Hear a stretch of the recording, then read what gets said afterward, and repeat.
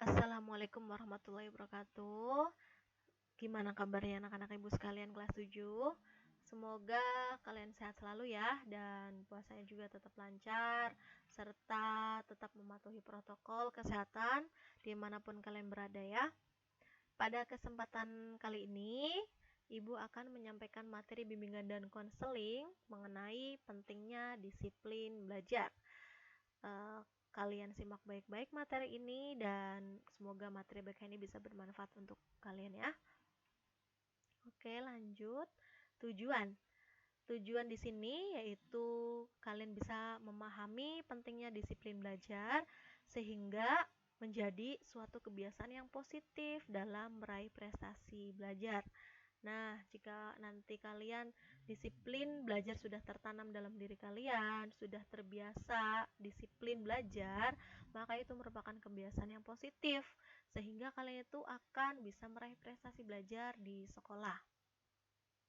Disiplin siswa dalam belajar merupakan hal yang sangat penting, karena jika kedisiplinan tersebut telah tertanam dalam diri siswa, maka ia akan berusaha untuk belajar secara teratur, continue atau berkelanjutan sesuai dengan peraturan-peraturan yang ada, sehingga akan tercapai sebuah prestasi dalam belajar. Nah, dengan disiplin kita bisa mencetak generasi penerus yang jujur, berdedikasi tinggi, beretika, serta selalu termotivasi untuk selalu belajar. Sehingga pada akhirnya siswa akan lebih mudah dalam mencapai prestasi belajar.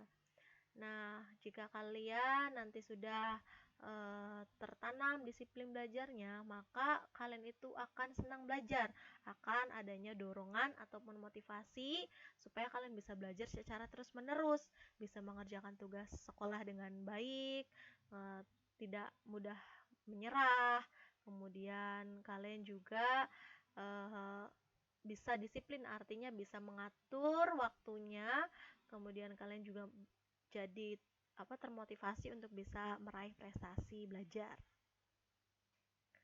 Nah, pengertian disiplin dan pengertian disiplin belajar. Nah, di sini disiplin adalah sikap yang tercermin dalam perbuatan, tingkah laku perorangan, kelompok atau masyarakat berupa kepatuhan atau ketaatan terhadap peraturan, ketentuan, etika, norma, dan kaidah yang berlaku. Jadi kan ini disiplin secara umum itu seseorang yang bisa mematuhi peraturan, kemudian ketentuan ataupun norma-norma yang berlaku di masyarakat. Misalnya kalian bisa patuh terhadap ketentuan atau peraturan yang ada di sekolah, kalian bisa patuhi dengan baik. Kemudian disiplin belajar. Disiplin belajar merupakan sikap seseorang yang dapat mengatur waktu belajarnya dengan tidak menyia-nyiakan setiap waktu dan mampu memanajemen waktunya dengan baik, sehingga dalam sehari waktu itu tidak terbuang sia-sia. Nah, di sini siapa yang sering membuang waktu sia-sia? Nah, oleh sebab itu ya, semoga kalian bisa menyingkirkan waktu yang terbuang sia-sia ini dan bisa memanfaatkan waktu dengan sebaik-baiknya untuk belajar ya. Kemudian di sini ada ciri-ciri kedisiplinan.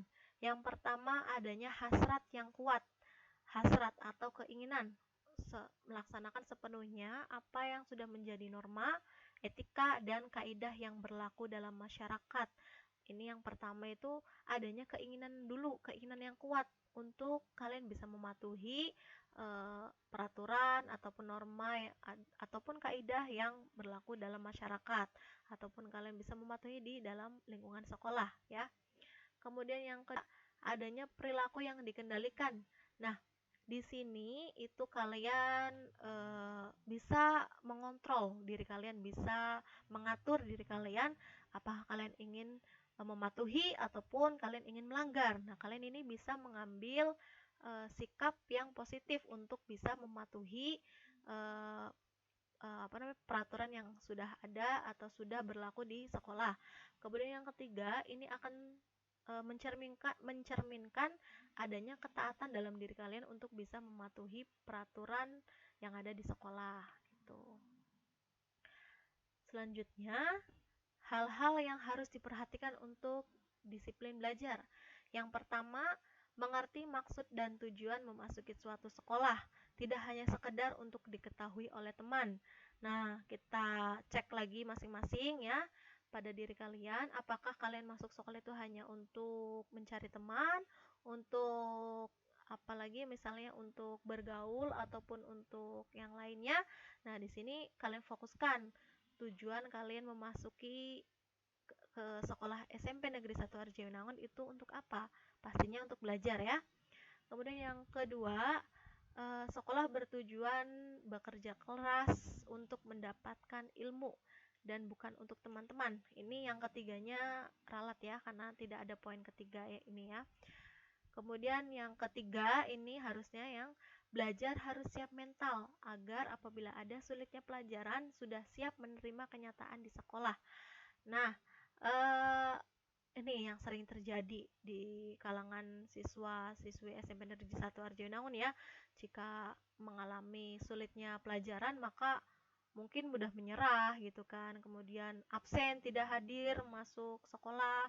Nah, jika kalian ini sudah tertanam disiplin belajar, maka kalian akan bisa melewati pelajaran-pelajaran yang sulit gitu. Akhirnya kalian juga sudah merasa siap gitu untuk mengikuti pelajaran-pelajaran yang baik yang disukai ataupun yang tidak disukai.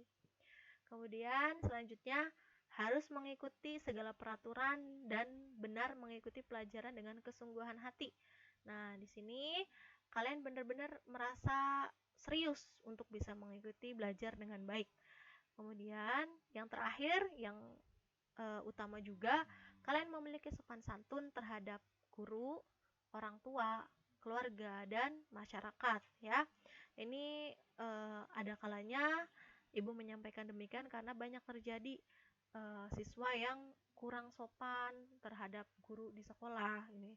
Nah, dengan demikian ibu harap kalian bisa memperbaiki sikap sopan santun kepada guru kalian ya. Begitu. Kemudian ini ada tips belajar disiplin nih. Yang pertama, tanamkan motivasi yang kuat. Yang kedua, mengkondisikan tempat belajar yang aman dan nyaman. Yang ketiga, membuat jadwal belajar harian di rumah. Dan yang keempat, jangan malu bertanya. Kemudian yang kelima, tetap menjaga kesehatan selama belajar. Yang pertama ini kalian bisa menanamkan motivasi yang kuat itu ya. Oh iya, saya tujuan belajarnya untuk apa? Gitu ya, harus ada tujuannya. Kalau misalkan kalian belum menanamkan tujuan belajar dalam diri kalian ya susah ya. Makanya dalam diri kalian ini harus adanya motivasi, misalkan ingin membanggakan orang tua gitu. Kemudian yang kedua, mengkondisikan tempat. Nah, ini kalian ciptakan kondisi tempat belajar yang aman dan nyaman di rumah ya. Kemudian yang ketiga, tentunya kalian membuat jadwal ya, dari mulai pagi sampai malam itu kalian atur waktu dengan baik, waktu belajar di waktu siang atau sore kah atau malam kah, kemudian sisanya kalian bisa untuk beristirahat, untuk main gitu dan lain sebagainya. Kemudian yang keempat, jangan malu bertanya. Ini jangan malu bertanya kepada teman ataupun guru ya. Kemudian yang kelima, tetap menjaga kesehatan selama belajar. Nah, ini tetap kesehatan, jangan sampai lupa makan, jangan sampai begadang misalnya begitu. Kemudian mungkin itu saja yang bisa Ibu sampaikan ya. Semoga materi ini bisa kalian praktekkan dalam kehidupan sehari-hari dan semoga kalian bisa mencapai prestasi belajar yang baik di sekolah. Oke, sekian dari Ibu. Bila ada kekurangan, Ibu minta maaf. Wassalamualaikum warahmatullahi wabarakatuh.